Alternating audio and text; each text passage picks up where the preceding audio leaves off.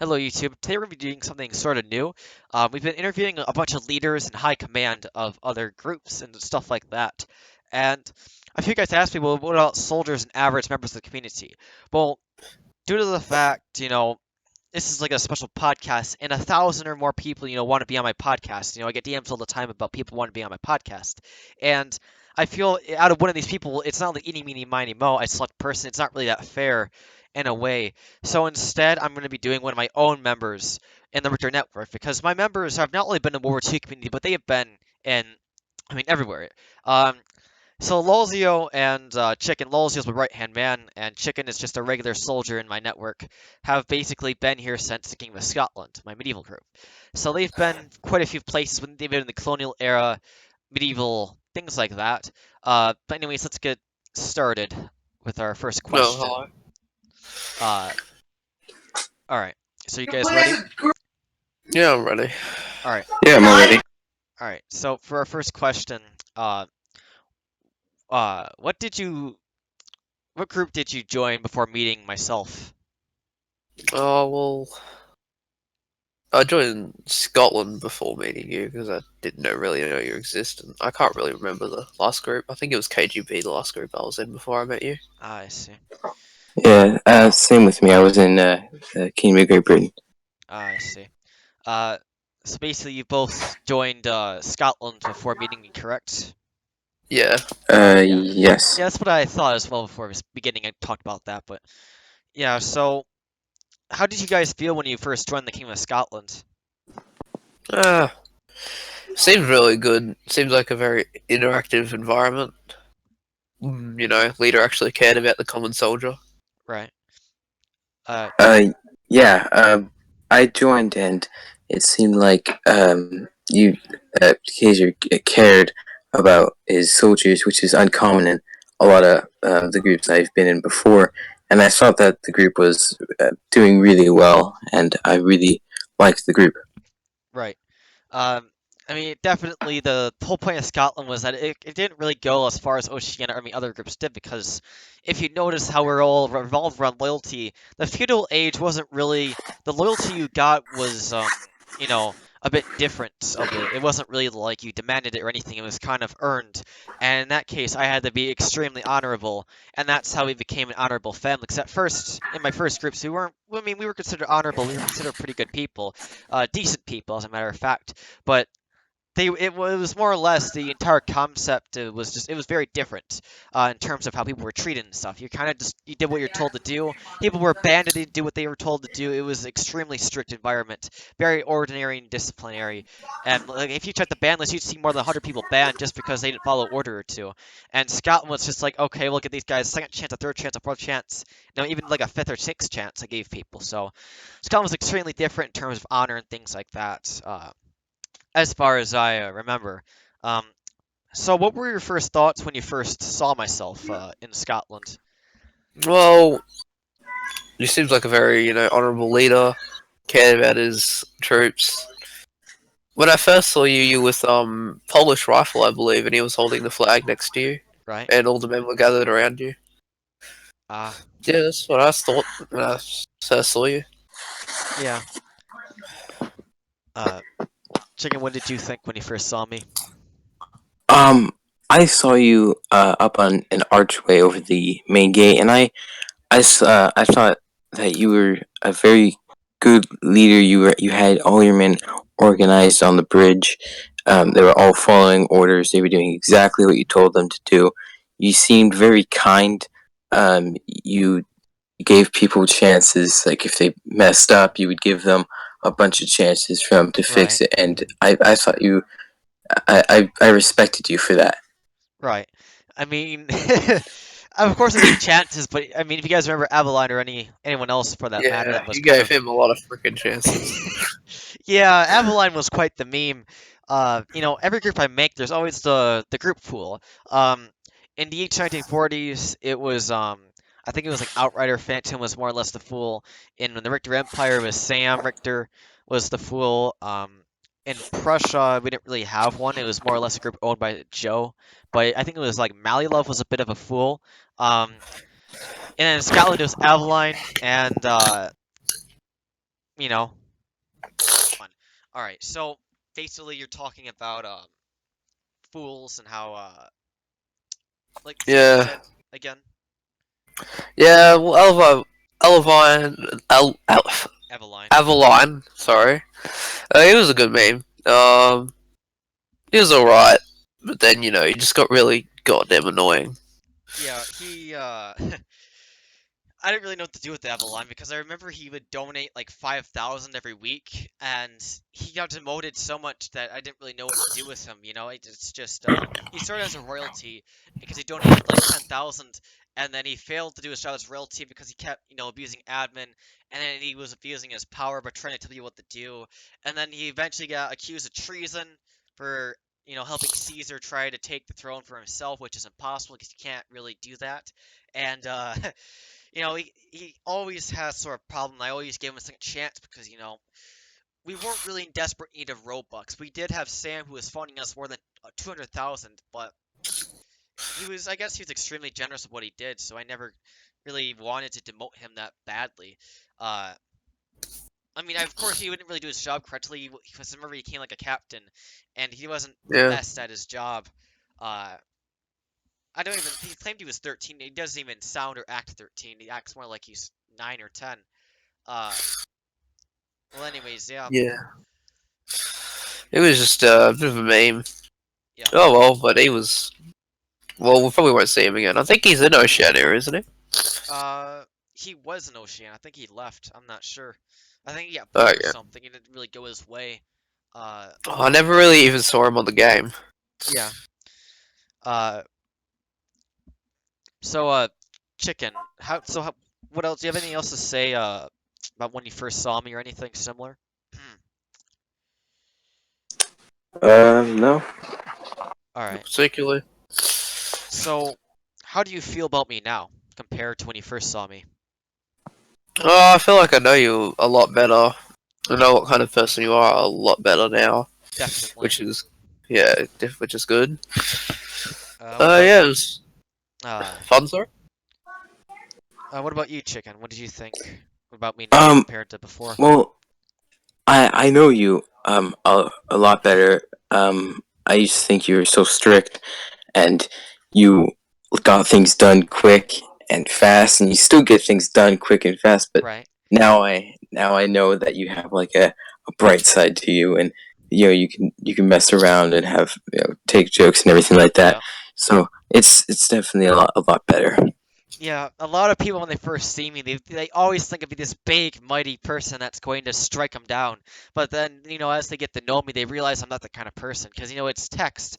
And when you join a group or a game where it's like all these extreme policies about loyalty and following orders, and it seems extremely strict, and then you realize the owner isn't actually extremely strict; it's just expectation. Because all these extreme and strict policies and expectations, they're just expectations. Expectations are just what I expect, or not what I demand or anything besides the rules. But the rules, once again, can also be like expectations, because I myself, I just try to run things properly, and if it works, then I do it. And what I'm doing right now seems to work, so I'm doing that. And, you know, a lot of people Yeah, really. I mean, now as time goes on, people see my podcast, they watch my YouTube channel, a lot more people do now, and they see that I'm more lighthearted, I guess. But there definitely is a side to me that isn't very forgiving. It's just kind of deep down in me that people have not seen since my first groups, DH and the Winter Empire. I was sort of forgiving, but I sort of wasn't. I was pretty ruthless, to be honest, but I wasn't really you know, I just kind of expected well, things done. If things didn't go my way, then they were removed. It was kind of like Darth Vader. It's like, okay, well, you're gonna lead this raid. If you fail, you get removed, kind of thing. And then the groups got content deleted, so a lot of the people sort of left. Um, Surprisingly, even though I was sort of ruthless, I didn't really look at loyalty that much as sort of a priority. Loyalty was more or less, it was a part of the group. I was smart about it. I knew it was something I needed if I want the group to thrive. But it wasn't, we didn't have classes about it. We didn't have classes or teachers or anything to teach and do that kind of loyalty stuff that I have in Oceania. It was kind of just an expectation. It's like, okay, well, you're expected to be loyal because, you're expected to be loyal. And yeah, it was more or less the thing that I kind of gained from, you know, people just proving it in general. You know, if someone shouted something glorious or they said something good about me, then I just consider them loyal. Never really had them prove it. And now I just if someone's loyal, just have them prove it because I know there's a lot of people that lie and they backstab. So I'm more smart about how loyalty is done now than before. Yeah. Yeah. So when you first joined the Kingdom of Scotland, did you feel loyal, or I mean, how did you really feel in terms of loyalty? Um, I at the start I didn't really think it was that prominent. Like I knew that you would do all those oaths and stuff at the start, and I never really thought they worked because oaths won't work in this sort of gaming environment we're in my opinion. Yeah. So yeah, I was just like, oh well, oaths probably won't work. But then I got to see who you really were, and there are very many traits of the Kaiser, and I just thought, yep, we'll just stick with him because he's good leader, is better than anybody else I could find, honestly. Right. What about you, Chicken? Um, to be honest, I actually didn't know what loyalty was at all when I first joined Scotland. I was basically just stupid and going around joining groups for the heck of it and messing around. And then I joined Scotland, and it completely changed my perception of what loyalty it means. And now it's such a big part in my life, and it's like I think that everybody should be loyal to someone, and it's changed my life definitely. Well, definitely, it's something like a life lesson that's definitely to be learned. A lot of people have learned something, If you look at Puffy, I don't know if he wants to reveal this or anything. I don't think he really cared. He's a lot older now, but when he first joined Scotland, he was like 12 years old. And for a 12-year-old to be that, I thought he was originally like 16, 17, or even 18. And to learn that he was actually 12, and he learned a lot more, most of it he learned from like real life matters, like, other groups and people, but he learned a lot more from Scotland that probably did change his life. A lot of people's lives changed when they're in my groups because they're a learning environment where people have fun. People have fun learning and doing these things, such as being loyal because it's a part of the group. Without loyalty, there isn't really a group. Yeah. Loyalty is what groups run on, because if there wasn't a loyalty, there would be no people serving their leaders to fight battles. There would be no people doing any of that sort of stuff. Yeah. So, loyalty definitely is a very important trait in my book. It's also very important because I've been betrayed so much, it's all I can rely on this trait, loyalty. And loyalty, I mean, it's worked. It works for me all the time. If I tell someone to do it because they're loyal, then they do it. If someone was not loyal, tell them to do something and they won't do it. I mean, it's common sense. So, there's more to it, to loyalty. There's permanent loyalty, there's temporary loyalty. There's loyalty that people are there just to play the game. There's people that are loyal there because they're dedicated to serve their leader. But I'm not really getting into that part of loyalty because that's a bit more in depth if you're part of the network or Oceania. But I definitely agree that it really is something that can change people's lives. I mean, this experience I've had changed my life a bit. Before I even played Roblox, they're on this other game. I remember being a bit immature and stuff. And since joining war groups on Roblox, I became just suddenly more mature, more of a leader with charisma. More of that kind of person than the good old, the fool of the group kind of thing. I was more passive. I was more, perhaps you could say, weak. And now look at me. I do these war groups and such, and I'm a lot better person. So anything else anyone else has something to say before I move on to the next question? No. Well, war groups and Roblox, surprisingly, you learn a lot from them, like life lessons, in my opinion. You learn a lot of life lessons from war groups. Right. You just become more mature, working in like a somewhat professional environment. Right. Definitely. That's all I have to say. What about you, Chicken? No, I think you've said it all. Great. So what are you guys' thoughts on my new group that I made, Oceania? I think it's very, kind of new, really. Never really seen anything like it. Definitely, definitely something that's very unique and new. Um, I mean, we know, everyone knows that it's unique and different than any other war group or group in general that we've seen on Roblox, and I really want to see what's going to happen to it once we have the activity like IRF, because I mean, any supergroup on Roblox is almost the same. You know, Eric Vinyls' group system uses the training camp system where everyone patrols at a training camp. IRF uses the Papers, Please system where everyone goes to the Papers, Please and they play the. You know, all these supergroups are just repetitive. There's nothing unique about them. You don't see a group with 100 plus activity that has this much intense loyalty, having this much, fun and entertainment to it and stuff. Maybe Yeah. there were Yeah. in the past. Maybe there were groups that were heavily this dependent on loyalty as well as discipline and all these unique things and features to a group. We just haven't seen it again because something happened to the group um, of there. So Oceania, once we get this group up and running with more than 100 people on the game and more than like 10,000 members, it'll definitely be something that I would love to see. It will be amazing what we'll be seeing from this group before it becomes a super group, what we call super groups on Roblox, basically. Um, Yeah. so, Chicken, what are your Yeah. thoughts on Oceania? I think it's like you said, it's a very unique group. It the loyalty very very loyal, and it just teaches people how to be loyal to Big Brother, and it's just it's an amazing group that I really want to see become very successful in the future, and to get like 100 plus activity every day and nonstop devotion, and it would just be absolutely amazing if we could become a super group of on Roblox. Right. Definitely. I know IRF uses a similar system of loyalty. It's just not as in depth as my form of loyalty. Vastly sort of listen to some of my ideals, and I think that's partly why I became monarchist because the original ideal, which he was a commie at first, he really didn't get much loyalty from that because people in that ideology are loyal to the ideology, not loyal to himself, and he wanted more loyalty to himself than to ideology. So he sort of developed monarchism, and he used that to his advantage, like I use monarchism to my advantage to get the loyalty that he wanted.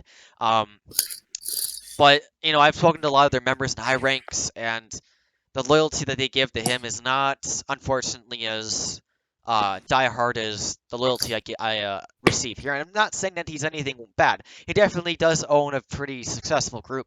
It's not like USL where there's bacon hairs and such like that. They do have a lot of mature members. I'm just trying to say that his loyalty program isn't as in depth and diehard as most of my members are. That's Effective is what I'm Yeah, thinking. it's not even really not really effective. They don't think I've never been really in the group. I was on an alt and I patrolled their training base a couple of times and similar, but they don't really have any classes or they don't really teach the loyalty. They do basic training and then they're done. And they shout glorious things like long live IRF or long live Vastly, etc., etc., but they never really say or that they're forever loyal to Vastly, things Yeah. relevant Yeah. or synonymous to that. Uh, basically. Um, so for next question, I guess, unless you have anything else to say about Oceania, No, I mean I'm besides just that, I really want to see it succeed. right? loyalty. Even in Roblox, will get you far. Like real life, like in jobs and all that. Yes, it Loyalty definitely. does get you far. Yeah, because I love how, well, not that I love, but I know how a lot of people like to claim that, oh, it's just a Lego game. How could you be loyal to someone that you don't know nothing about? When, I mean, people say that more or less because they're about to quit Roblox, but Uh, I mean, sure, it is the internet and such like that, but I mean, how do I put this? It's people have fun doing it. They get enjoyment from. They learn something from it. It's not like they're going to die or their life is going to get destroyed if they do this. It's harmless in my opinion, unless you know. I mean, everyone knows that I'm a pretty honorable person. I don't intend on harming anyone. That's not how I get satisfaction. Everyone knows this. Everyone can, it's pretty obvious that I don't intend, so I don't see any harm in people doing this sort of stuff. The loyalty people give and things like that, it's basically harmless. Uh, so I mean, a lot of the people that say that it's more or less they're trolls, and they're trying to find a way to kind of debunk my loyalty system and try and get people to become unloyal. When, as a matter of fact, it's not that easy just to what they would call convert a loyalist of mine not to become loyal. Uh, so yeah, moving on to the next question. So I'm probably just going to read this in third person. So Kaiser Robert Richter claims that his dynasty, as well as his network, are the most loyal out of any dynasty or network on Roblox. How do you feel about this? I believe it's somewhat true, even though we do have a lot of betrayals. Like, I hate to admit it, but there's a lot of people that betray the network. It's not just, Friedrich and all that. There's a bunch of people for that, like Alexander and Avalon, Caesar, all of them. They've betrayed the network because, they believe in this thing called it is just a Lego game. Yep, that's When in fact it's way more than a Lego game.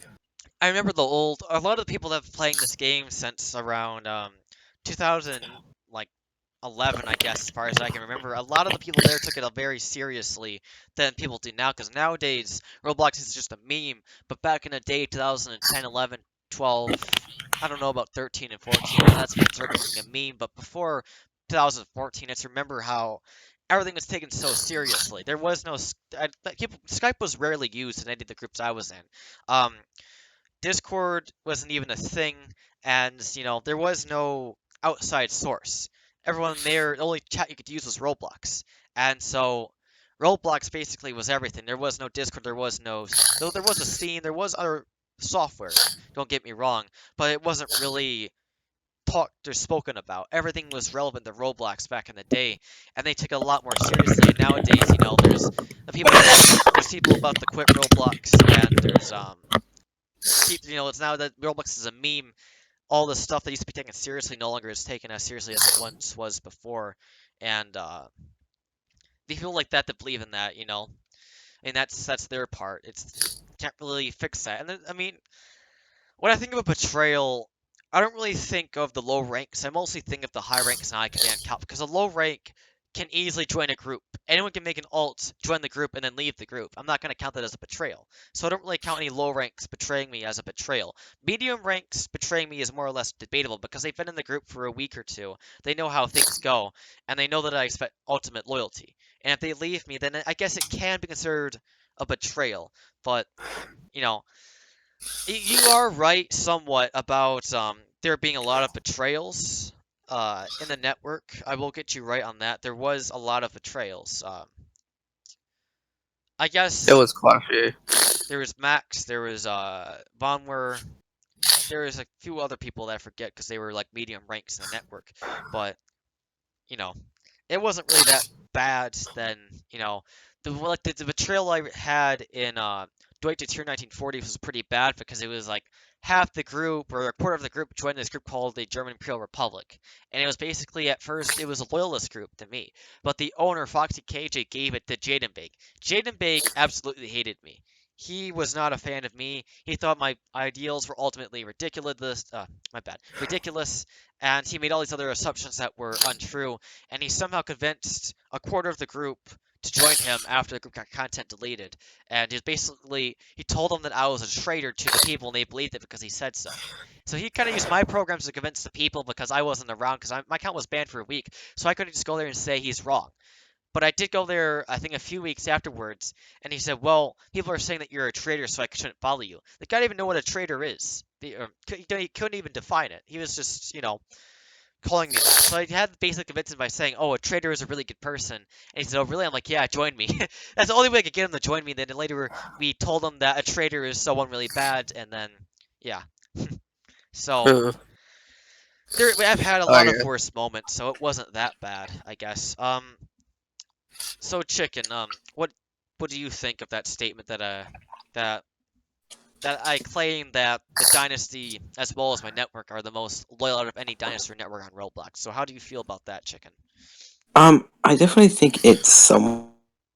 There are a lot of other networks and groups that are have loyalty, but not to the extent that have there are people in our network that are that are great at believing anything you say, basically, and are really loyal.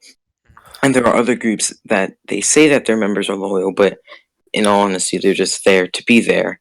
Right. And that we're really unique in loyalty and other aspects of us, basically. Right. Yeah, there's definitely other groups that have some sort of loyalty aspect, but like I keep stating from earlier, they're not as in depth as my loyalty is. There are definitely groups that want some sort of loyalty or submission. There definitely are. The majority of these groups, sadly, are between the number ranges of around 100 to like 300, 500 members. The ones that are really big aren't really that dedicated about it. If there were, I would have joined that group. Some examples of these are AGC's Rome is really dependent about loyalty. AGC told me himself that loyalty is power, and it is a very extremely good trait to have. Um, Dominion and agency managers, KGB is extremely dependent on loyalty. Um, Dominion himself said disagreeing with him is treason, and they had this large exile of more than 100 members just for signing a petition to change the prince because, I guess it was treason according to them. So there are groups, but they don't want full in-depth loyalty the way that mine is defined, I guess you could put it like that. Anything else to say about this topic before I move on? I don't Nope. think so. All right. Right, so next question. Do you feel that Oceania could become a potential supergroup in the Roblox war community? Oh, it definitely has it has the potential to do it. Right. It has big potential. What do you think, Chicken? I think that it it definitely has great potential of becoming a big supergroup. Right. I definitely agree that it has the potential to do so. The whole question is how we are going to get there because I will admit we do have funds and we don't have funds. So we have the people that can get us the funds, but we don't 100% have the funds because they claim they do. I've seen that they do, but they don't really have it donated because they can't just say, "Oh, we have 100,000," just because our members claim that each of them has 5,000. So I think we do sort of have the potential to be there. I mean, as I speak, and whenever I conclude a startup, a bunch of people join the game, and then start another startup the same day because people just run the game. So it's smart just to do another startup. But you know, there's definitely a lot of activity on the game. A lot of people admit that they have a lot of fun when they play the game, etc., etc. So definitely, there's a lot of that in the group Yeah. for becoming a super group. I think all it needs is the 100+ activity in the game and some more than 10,000 members, and we are officially there. And then after that, we just continue Yeah. launching ads over and over and over and over again until we reach over 100,000 members, and maybe the potential to have 1,000 people in the game, which could become Yeah. a very large supergroup, as a matter of fact, which would be extremely interesting to have. Even It would though be very interesting. it is something very rare to find. I will admit it's very Definitely. difficult, rare to find. But if we get the funds, because I've seen people easily become millionaires on Roblox just from, you Yeah. know, spending maybe around 60,000 on in one day on ads, and the next day they end up with 120,000. And they repeat that process until they get to a Yeah. million Robux because they get profit Then, from it. So, yeah, and that could definitely happen in Oceania. yep, definitely. So. People like to also save up that Robux because they want to launch another group or project. They even want to make profit for themselves. And I want to be the first leader that just launches all the Robux on ads and stuff like that, just so I could get the most active group on Roblox, if possible. But I'm not gonna try and be greedy or anything. I do want to get this group to become successful. That's my first goal. My second goal after that is to become a really large group on Roblox just by spending everything on ads as much as possible, which will be quite the thing, I will admit. That will be very large and interesting. It will be pretty interesting for that. Yeah. Uh, So yeah, I guess that's enough for that topic. So for my next question, have you ever had a point in time where you felt disloyal or you weren't trusted while in service of any of my groups? Never. I What? would Yeah, no, no, no, not at all. Hmm, yeah, never really felt distrusted or unloyal. I see. Yeah, it's pretty difficult to get called unloyal in any of my groups because I remember.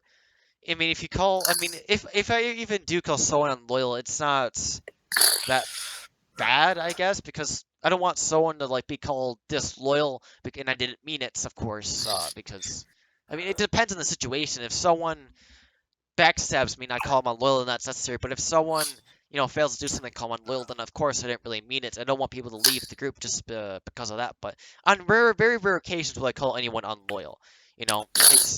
It's always obvious when someone's unloyal because I mean if you have concrete or a screenshot concrete proof, my bad. If you have concrete proof or an actual screenshot of someone betraying you, then you don't really need to call them unloyal or accuse them as such because it's already there. So I mean, there's not really Yeah, much to this topic. I guess it's you know, more or less a yeah, heads up that if you get called unloyal, don't leave the group. I mean, I remember this one case I had back in Deutsche 40s where a guy was accused of treason, and I didn't accuse him, but someone else did because he went on the resistance team and he like massacred our men. So he got brought to court and he was accused of treason. And so after an hour, he lost the court and he was lined up by firing squad. And he said, "Even if you exile me from this group, I will make." He was also an officer. So he worked his way up in months, and he said, "Even if you exile me, I'll make alts to join the group and fight and be loyal once again for Kaiser Albrechter." And ever since that moment, I never saw him again. But there are rumors and legends as well as myths that that guy got on an alt and made it to the rank general in the Richter Empire as well as other groups that I made. Heck, he could even be one of us in the inner circle. But no one knows this. We just know this because he said he'd make alts.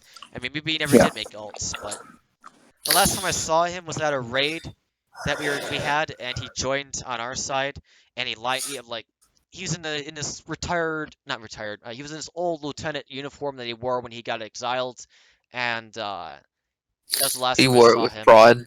Yep, wore it with pride the week after he got exiled, and that was the last time I saw him. But that kind of loyalty is something I really love because even when the entire group is against you, even when you are accused of being unloyal by everyone, even when you are hated by everyone just for making a silly mistake, just because you want to train your men, and you come back on an alt, and you still serve the group, even though you are exiled and you are hated and you are worthless and you are just a piece of trash on the road, and you say, "I am loyal and I will fight to the death," and you join that group again on an alt. That is something I truly adore. That is someone that I can call invincible because he is never beaten. He is never giving up. No matter how beaten, no matter how destroyed that man is, he will fight to the death to be loyal forever and ever and ever. And that is something like I want to again adore. It's someone that's invincible to any hatred or anything. You know, someone purely of good in his heart.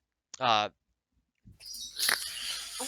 but yeah, for Yeah, our next that's yeah. very good. yeah, for our next question, um, how does it Yeah, feel yeah. to be a member of my network or any of my groups, including maybe the Dynasty or anything? Because I know lolzyo, you're a Richter, so you can say that. But Chicken, I don't really.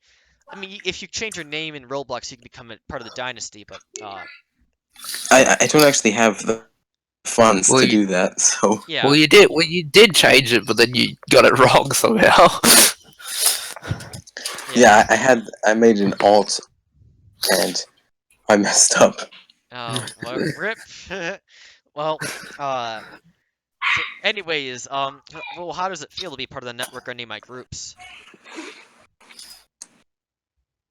I Hmm. mean, I mean, how It- does it? it- it's like, it's like, it's definitely a fun experience to be, Oh yeah, in your yeah. network and all that. It is a very fun experience. Yeah, For me, it's like it's a learning experience, so that one day when I leave um, Roblox and I'm all done, I can keep this, and it reminds me of what to do and how to be loyal to those who I can trust. right. Uh, for me, it's like a family almost, whenever I'm depressed or sad or lonely or, all of the above, I can just come to my Richter network where I have hundreds of men there and I can just say, oh, there's my family. Hello, everyone. And I can have conversations. We can talk about problems and issues. We can have game nights, movie nights. We can do whatever we want to do that we get entertained by. And so I look at it as like a family that all these people here are claiming that they're loyal to me and they're willing to do as told. And so I use that power to make them happy and enjoy themselves as well as change and become very good individuals in life by using that power that I have obtained by them giving their ultimate undying loyalty to myself. And I use that a lot to just put good in the world, but also use that power to help other people in the world, not just my own network as well, as making groups and stuff like that. Super groups so we can like have raids and do things that not other groups have done, or maybe like, game nights where we have all these people working as a team against other teams, and like movie nights where we watch movies and stuff with a lot of other people, things like that. I have a lot of fun doing. I mean, if You never feel alone in the network. yes, you always have people there for you, mostly if you're loyal. I mean, the only thing we ask for is loyalty. If you give loyalty and devotion to the network as well as any of my groups, then you're welcome and you're a family. And the more loyal you are, the more respected you are. Because all Puppy did was he just gave his ultimate effort and loyalty, and then look at him. He became a high rank in only a matter of weeks, and he became, a memory to all of us. People are always talking about Yeah. someone being like, I remember the other day someone joined and someone's like, oh look, it's the someone says something like, oh look, it's another puppy guy, puppy dog or whatever like that, trying to make it sound like, oh, it's another one of those extreme loyalty guys just like Puppy, because Puppy Dog, not only is he loyal, but Puppy Dog is one of the most positive, good, kind-hearted people I've probably ever met on Roblox, let alone on the internet itself. Uh, Yet alone, I have no idea. He's probably one of the most nice people I've probably ever met in my entire life. Let's be honest here. I don't know how far he could. He's very forgiving, very kind-hearted, extremely assertive. You know, and at the same He can time, get I the don't even job know done. how he does it. He does it while Yeah. keeping little, because I remember how, you know, as he told me all along, he knew something was up, and that he knew that Max, uh, the whole Jade situation, how Max wasn't abusing Jade. He told me this in a DM, and he knew that it wasn't happening, and that somehow, whilst being a kind-hearted person, he's also extremely loyal to myself. He helps people while being extremely loyal. And, it's difficult because if you want to help everyone, you can't if you're loyal to someone, because if I make an enemy and you want to help someone but he's an enemy, it's complicated in a way. But he somehow is Yeah. able to do it. So he has a very good talents of doing both of that. Without betraying me, because if you help the enemy, you're basically benefiting them, and if you benefit the enemy, it gives them power to destroy me, which is why it's basically treason to help the enemy. So definitely, Yeah. he has a good talent of his. So anything else you want to say about being a member of my network? Not particularly. I think No. we've covered most of the main points. Yeah. Basically, we've covered everything. Right.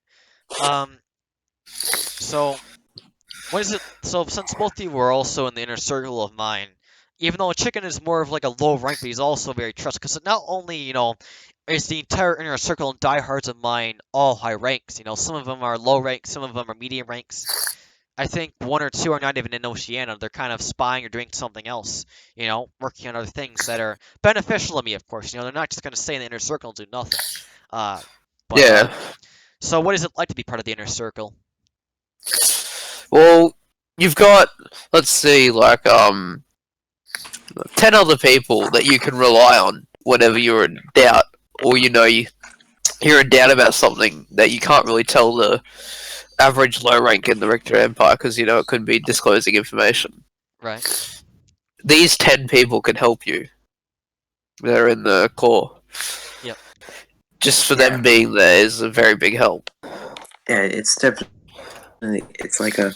like a second family, and you can always go to them and talk to them about your problems, and it's really great to know that like I have the core as a fallback. Basically, if I'm ever feeling down, I can talk, and be serious, whether it's if I went to just the general chat, it wouldn't really be as effective. So it's definitely a great, um, basically a great 10 people. Right. I mean, definitely and the majority of I mean, I did say I have the Ritter network help me, but I guess the inner circle, I guess we do benefit ourselves the most, but I mean, it's more or less, they're the most trusted, like if I ever need a right-hand man or anything, any help in another group, I go straight to the inner circle of mine and just say, hey, I'm joining another group. I need one of you guys to help me out there, and they're always there to join or do something with you because they're basically I mean, I wouldn't say they're the staff of the Richter network or the council or anything similar. They're just, There you to help. tell them everything, all the personal stuff. I mean, it's not really, I'm not really sure how to explain it. I think you guys have a better explanation for it. It's just it's a good environment to be in. Yeah, I couldn't think of a better environment. pretty safe environment. Nothing's Yeah. ever really been leaked from the inner circle thing. Only one incident where Vonmer was in there for like 5 minutes and then I removed him immediately. And then there was some other guy that got in there and well, he actually told me information from his DMs, but he was in the inner circle, so I had to later remove him. But I mean, that's 2 incidents out of the more than 5 months I've probably had the chat, so that's extremely rare to have someone untrustworthy in the environment. It's the most safest environment I can get, probably. You know? It's preferably we would like, everybody in the core, they're gonna be completely loyal. Like when Von Ware betrayed, it was a big shock to me since you've said how long have you known Von Ware for? I've known Von since I don't know, I think 2016 or 15, somewhere around there. Damn. Yeah. See, like you know this person for a really long time, and yet they betray you. It doesn't really make any sense why he would work his way up and then betray you like a few years later. Well, Von Moore is a very interesting person because, he claims he's around 15, but I showed you the guys the leaked photo of himself, and he looked around like 9 or 10. He claims he lives in Germany, although he doesn't really speak the language that well. And he gets the time zones wrong all the time. He claims that he has hackers, yet he doesn't for obvious reasons. He claimed he was hacked, but he wasn't hacked for obvious reasons that was discussed during the peace treaty. The list goes on. He's lied to me a lot. In fact, the reason he said he left was because he said he was having problems with his family, and he said this all the time. He said this in Prussia, Scotland, even Oceania. He said he couldn't do stuff because of his family. But then I go on his profile and I see him playing Star Wars Domination, one of his favorite games, and he does this a lot. He plays Star Wars Domination or some other domination, and then he just tells me, "Oh, I'm taking a break for a bit from the family issue," and he just Yeah, wasn't trustworthy. He's betrayed. This is the first time he tried to betray me before by joining a guy named John L. Minus Occupy Paris, and he said he was never loyal to me, never, any of this stuff because he had Von Richter in his name, and they're like, "Well, if you're not loyal to him, why do you have Victor in his name?" And he made up all this bullcrap about how, you know, so.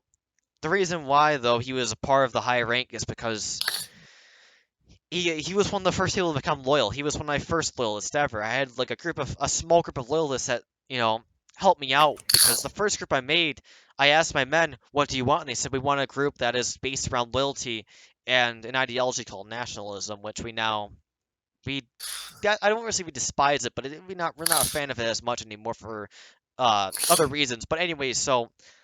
Ronver was one of the first people to say this, and so ever since that moment, I guess he's kind of been with me. But he kind of changed in a way, and he wasn't really the same as he was at that moment for whatever reason. And he hasn't really been around. Like I've known him since 2016. However, he hasn't been with me since 2016. He he wasn't involved with the Richter Empire. He was inactive in Prussia and he was inactive in Scotland. He wasn't very active or anything, so he wasn't that trustworthy. Plus, we knew that he was a liar. Well, I did. Not really anyone else really knew about it. I didn't really expose that of him. Uh,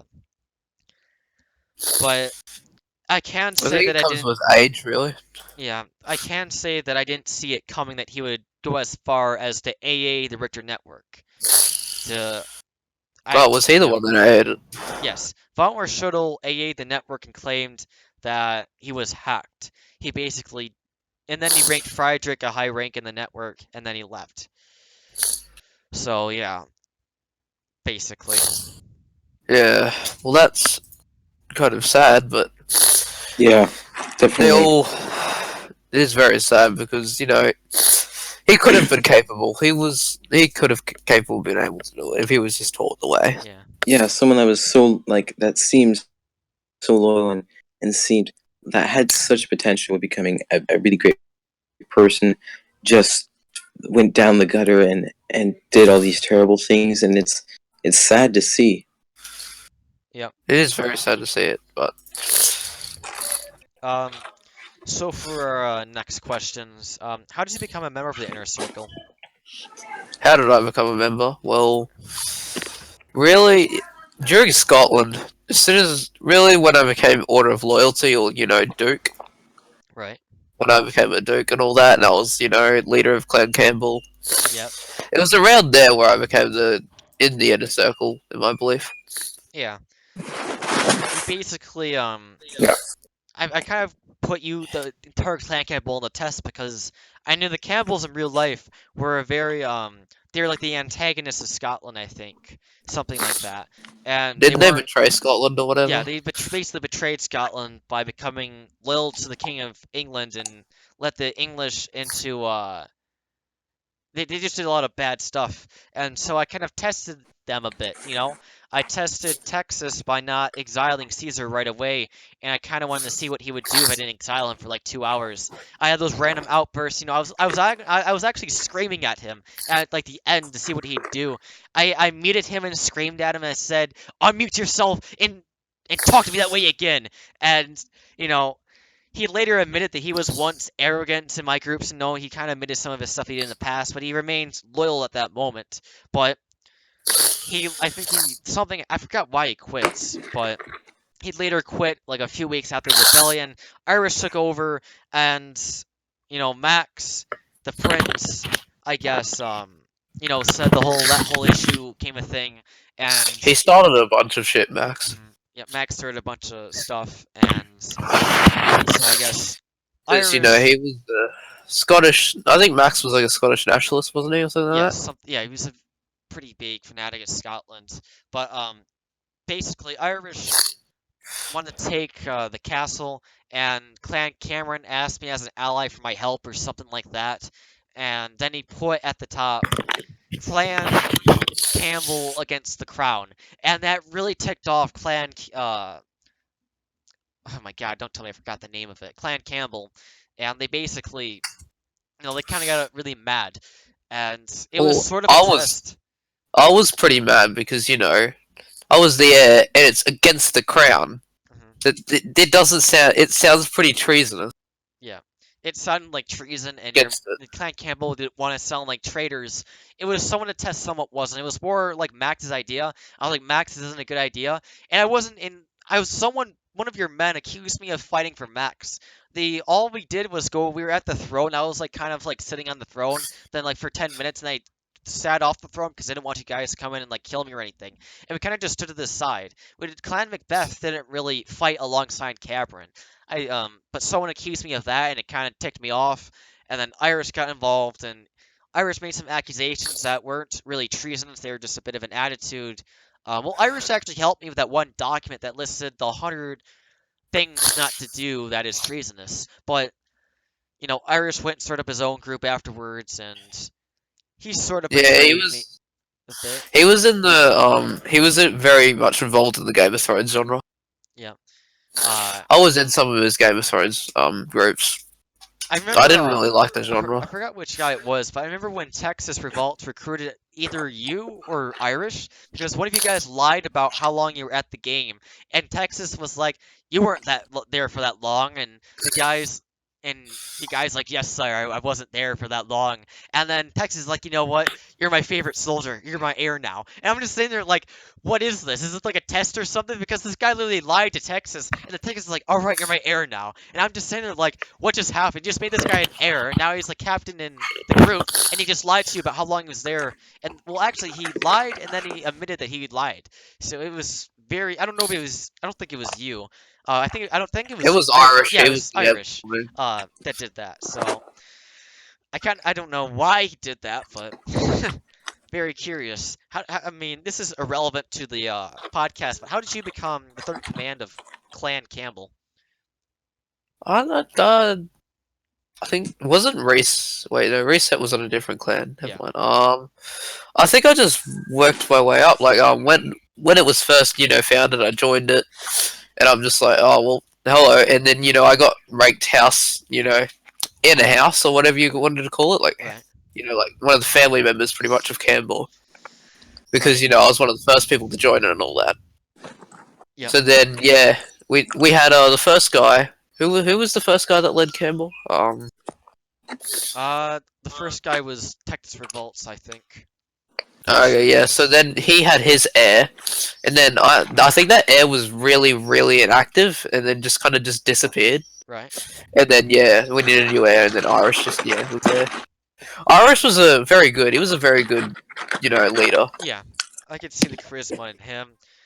He helped me with the document. He just, he said that I want people to be loyal, but he said that I didn't really care for them or something. He said something along those lines, and then he left, and he didn't come back. He said he might come back, but he didn't come back, and Stu took over, and then you climbed the ranks, and you became Order of Loyalty because you had the most active clan, you had the most loyal clan after a while, after that incident, of course, and Yeah, you it had was just sad. you were probably the best officers we had in Scotland. You're the most devoted. You you're always there for things that I needed. So Yeah, yeah, you became the Order of Loyalty. yeah. Well, Order of Loyalty was kind of it was based very heavily on your inner circle, but then I believe near the end of Scotland, where we had that Robux crisis, where we didn't have any Robux, Yeah, and we didn't really have any activity. You kind of just gave everybody Order of Loyalty to see if anyone could fix it, yeah, like fix the thing, I believe. yeah. And then in the end, that what was that guy? That Targaryen guy bought the group,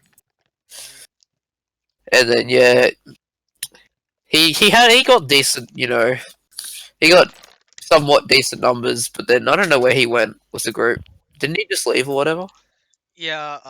He said something that I, he said that the activity he was kind of like me because Scotland was active. It just wasn't the activity I kind of wanted. It could get 10 people on, but it couldn't get 20, 30, or 40 or 50. I could get 20 on. I remember on like a Saturday or Sunday if I rallied like a few days before, but it never could get the 50 or 40 people if I wanted to do a rally. And the Hospitallers had around 30 every single battle until the last dog days of the Age of Chivalry. They had only around 10 or 20, and they were elite fighters. So it was almost impossible to beat them.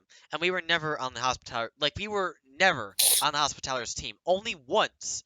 And that was when we had only 3 people attend the battle. And they're like, okay, we'll just team the Hospitallers since you guys basically only have 3 people. But, um, yeah, you know, Yeah, it was just kind of like that, really.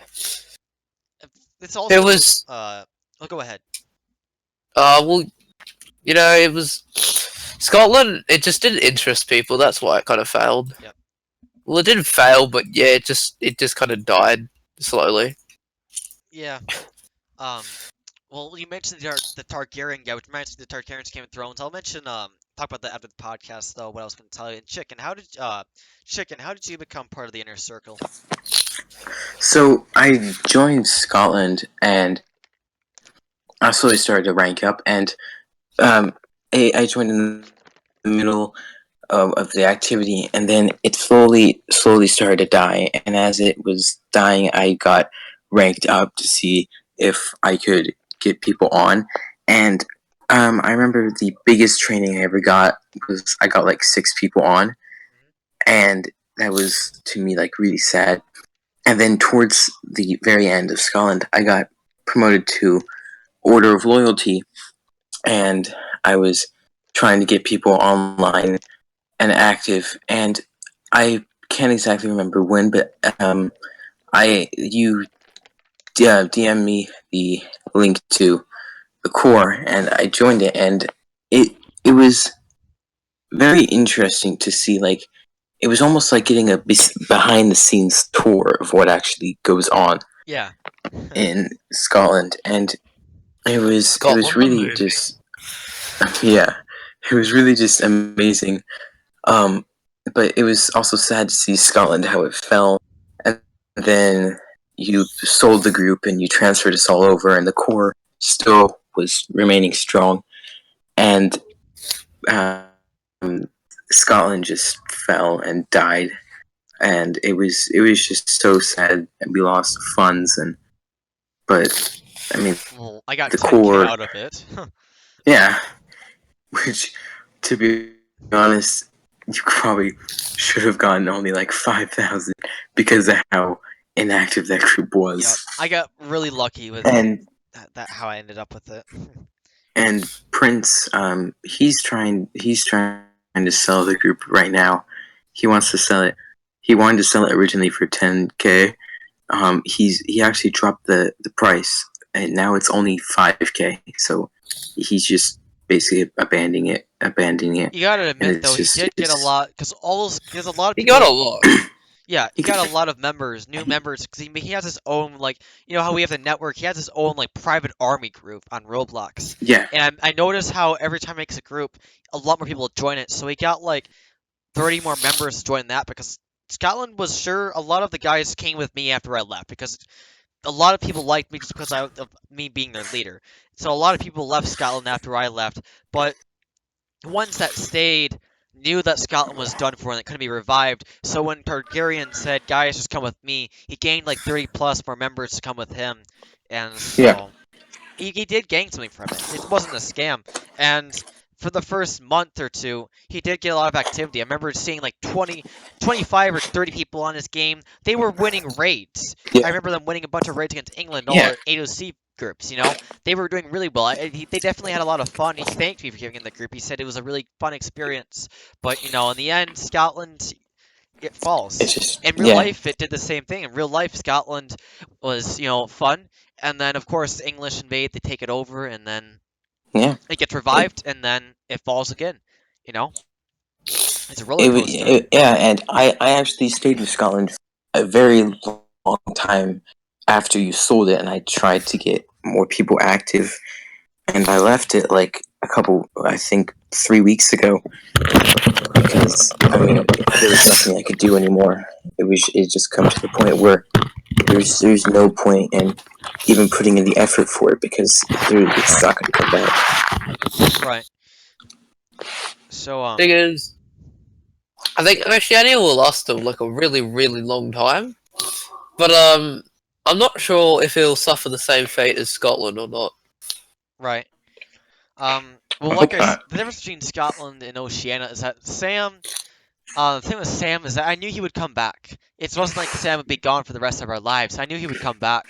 I just didn't want to wait and see Scotland die. I thought that if I waited another month or two, Scotland would just be fully dead. And I thought if I gave it to someone that was rich like Targaryen, then he could launch ads and he could revive it, you know? And I even had a plan where he'd give it back I would buy it back with Sam's money and we continue our legacy, but I stopped because I didn't get any more interest in the medieval era. I got bored, you know. I moved on to different phases, you know, how I got into the mafia and other groups, you know, took my interest away from Scotland. I also forgot about that plan as well, and this is my first time revealing that plan, but you know, it can't really go back. It already lost more than 700 members, which is more than 50,000 worth of Robux, and we don't have that much money to spend again to revive Scotland or anything similar. It's gone, and we're already working on another group, which is going to the plan for Oceania is to spend as much money as possible and get this active as possible. Scotland was more or less it wasn't really a business script to make profit off of. It was more of a like I'm back because before Scotland, I retired from Roblox for almost an entire year, and when I came back, I was forgotten by the majority of the community. I come back and people are like, "Who is this guy?" And they knew nothing about me, and I'm just like, "You guys never heard of me. I ran a group with more than 1,000 members, and it had 80 plus activity. You guys never heard of me." And they're like, "Nope, never heard of you." I showed them my videos. They thought some guy thought I was using clones. And I'm like, how can I use clones to move people around in the game? Like, look at this. This is a march with like 30 people involved. How are these clones, you know? So these guys had never heard of me. So I'm like, so I joined a game to try and, talk to some friends. And they said, if you're here to get a high rank, Kaiser Richter, you're not going to get one here. And they were like, calling me beggar and stuff. And, I will admit, I wanted to try and join their group, but I wasn't trying to get a high rank. If I want to get a high rank, I would have joined someone else. So, you know, so Yeah. I created Scotland, and I had all my friends rejoin. I created the network. It was called the Richter Chat. It wasn't called a network until a few months ago. But I formed the bless you. I formed the Richter Chat, which then became the network. And I had all my friends. Everyone got reminded of that. I said, guys, we're working on a new project called Scotland. I bought the group 300 Robux, and bada boom, bada bing. So 300. yeah, for 300 Robux, I bought Scotland. And Where'd chicken go? it was at 50 members at the time. The group was all basically dead. We had a map. The map had very bad scripting, so I had to rescript the map, and things like that. It took me about 2 weeks. I made edits to the map. I added a royal palace. I added a few more stuff to the map, like the buildings and stuff, and yeah, we were done. Ready to go. Yep. So for my last question of this podcast, which is very similar to the first question, but how did you meet me, basically? How did I meet you? Like Yes. in game or whatever? Like Yes. actually talk to you in Yeah, game? basically. I believe it started with something like we were all like in that marching line. Right. Remember when what were those wait, no, that was later on. Remember those so like communists, the commies that came to our group and we Oh had that yes, massive yes, like those guys. yeah. I didn't meet you then, but it was a good. It was a good time because I think I was Duke then actually, and these bunch of commies came here.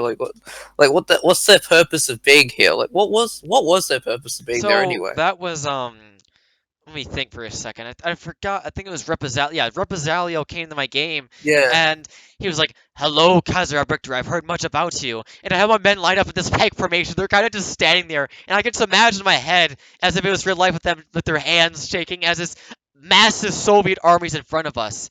But yeah, before we did that, they were just raiding us with these swords, and we won. It was like World War Z. They were trying to climb up the walls, but before that, it was like, "Hello, Kaiser Victor. I've heard much about you. I've came to learn." Or he said he wanted to learn more about me or some crap like that. He offered me to join his group with a high rank position to teach loyalty and stuff like that, and I said no. And he offered me to convert my group to communism. Like, communism isn't the way to get mass loyalty for Basilio. The way, if you want mass loyalty, you have to become a monarchist or an ideology which, you know, like that. And some guy called me an imperialist or something like that, and he kind of just thought for a long, like, few minutes, and I forgot what happened after that, but he left the game. He came back a few weeks later, did something similar, except he had like an elite guard this time. It wasn't a bunch of randoms. It was oh like an yeah, actual guard, and they all were lined up. I lined up my men in a pike formation once again in case he tried charging, and so his men were all in this huge box, and they open the box up. I go inside the box. I think I had two guys wedged on me at the time. I forgot though. I speak with him again. He said he thought about my loyalty program. Blah blah blah. We speak for a few minutes, and then I tell him that communism is not the way to go. Don't be a communism; it won't work. They're generating false loyalty. And I asked him, "Well, will you see these guys in another few months? Do you think your group is still going to survive in a couple of months?" And he said, "Yeah, I think these guys are going to serve me forever and ever and ever, and they're going to be with me through all my life." Well, a month later, his group is dead. He sells it, and he moves on to the Moffat community, where all those people, I don't remember any of them being in that community. So yeah. that's what happened to Represalio. So yeah. Oh yeah, well, what's the actual question of when I met you? I think it was, yeah, I first joined. I was a militia, and you had Polish next to you, with the flag, and I believe he was a lieutenant at the time or something like that. Right. And then we were rallying. I think there was a raid that was about to go on or something like that. Yeah. Because we had this massive rally. We went outside, stopped a bunch of people from trying to attack and all that. And then I just yelled out, loyalty, inspiring things. Because at the time I knew you were into the loyalty sort of thing. Right. So I would just yell that,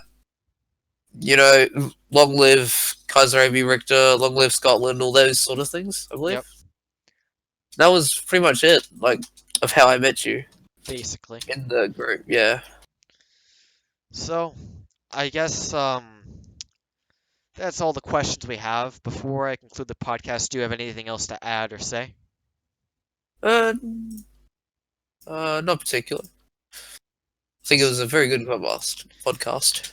Oh yes, definitely. Because a lot of people are questioning. I mean, not many people ask me to interview my own men. Very few asked me to do that, but a lot of them wanted me to interview like a soldier or a member of a army or anything similar to that. And you know, I didn't really know what to do because a lot of people want to be in my podcast, and I can't just say eeny, meeny, miny, mo. Oh, Guitar Brother Toe, you're it. You're my podcast. It's not that simple. You don't know if these guys are gonna be relevant or serious about it. You don't know who these guys are. It could be someone really bad that I accidentally pick, or relevant. And it's difficult. So I decided, well, it'd be easier just to pick one of my own men, see what they say. So I guess that was all I could really think of doing. I thought it'd be really interesting because a lot of people still aren't sure about the network. Even if I made a video, people still aren't really sure about what the point is about Oceania, what my members do or think. Someone asked me, well, are your members like robots? They just do something and do it, and you can't really explain what my members do. It's complicated to explain, so I thought if I just did a podcast to my members to give them an idea. So that's really it. Thanks for watching. I'm your host, Kaiser Richter. The podcast with lolzyo, NW Richter, and Chicken Lakes, and a couple of numerals after that. I'll put the usernames in the description. What were we going to say, lolzyo? Where did Chicken go? Left the call, unfortunately. Oh, well. Rip. Yep, that was good. All right. We'll see you all next time.